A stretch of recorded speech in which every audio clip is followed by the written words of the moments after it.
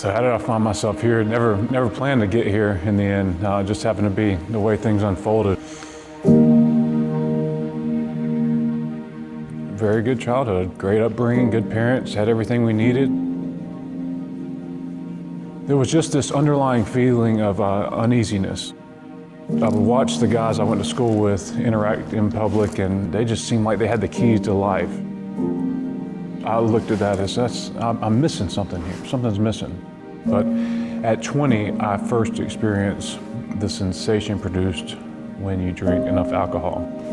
For me, it was almost a feeling of everything's coming together. Everything's well, all is well. And what I didn't know was that was the start of an addictive process that would last the next 9 years. I went to work for one of the largest engineering and construction outfits in the world, and I was thrilled. But what that didn't show was I was drinking or using in some fashion at every opportunity I could.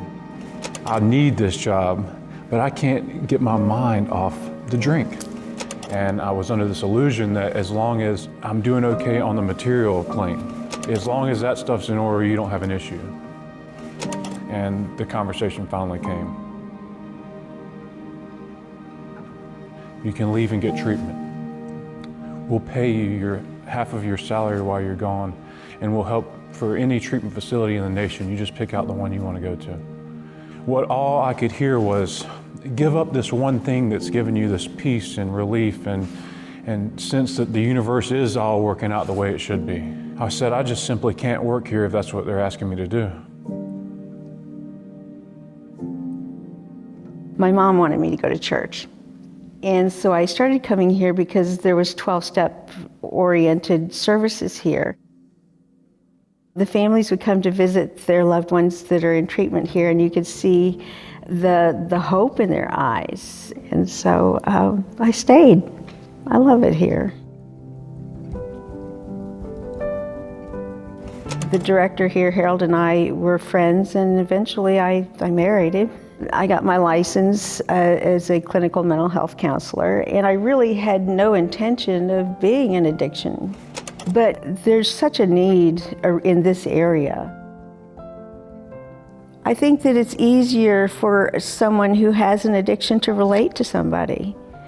You know, I've been there, done that, got the t-shirt, and so I can share my experience, strength, and hope with another woman in recovery. And you know, I've done things in my life that I'm not proud of, but the beautiful thing is that I can take those things from my past and share them with another woman.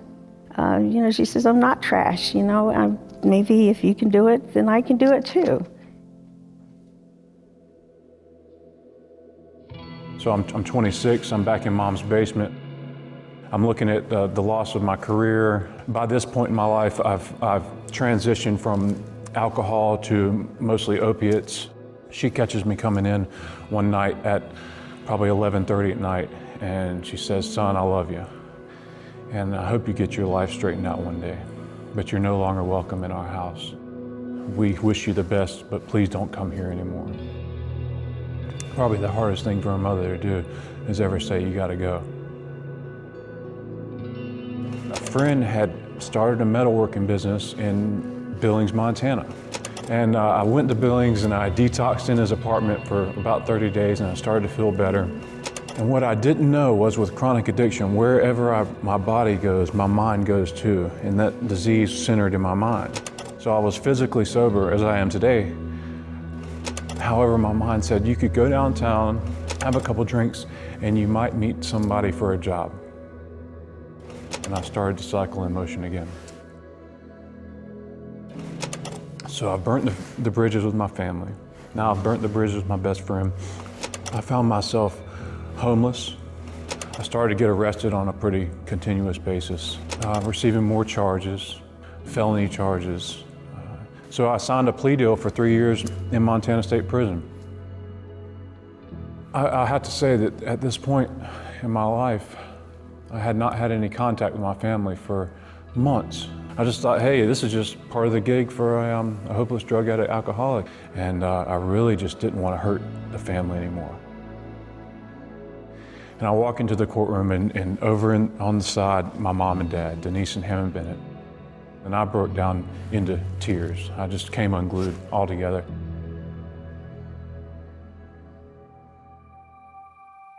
There's more to recovery than just being abstinent.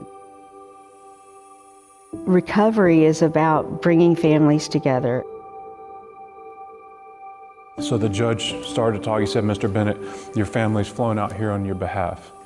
We've learned of your history of chronic addiction over the years and this progressive cycle that you're in. And we all agree that 3 years in prison in a cinder block cell might not be the best thing for you. You can go to treatment at a place called Samaritan Colony and go into a sober living environment after that. Are you willing to do that? And I said, thank you so much, I'm thrilled. I want to do that so bad. When we see the lives and the families that we save, it keeps us going, it keeps us motivated, because it's very heartwarming. It really is. Every treatment facility I had gone into was kind of like a clinical setting. But when I got to Samaritan Colony, when the counselor came in to do the group sessions, he told some of his story. And I knew this is like no place I've ever been.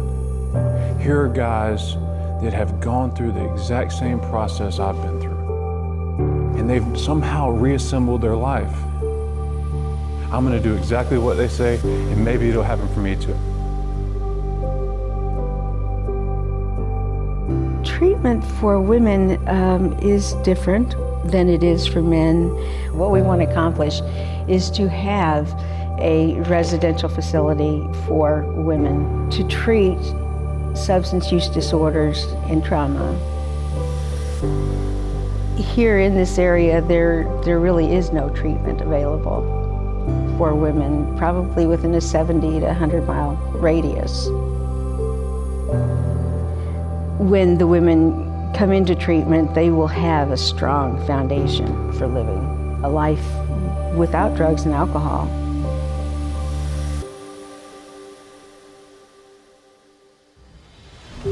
I could have never written a story to pan out like it has today. It all started with the foundation at Samaritan Colony. You know, I have a special gift of recovery, and I'm grateful for it every day.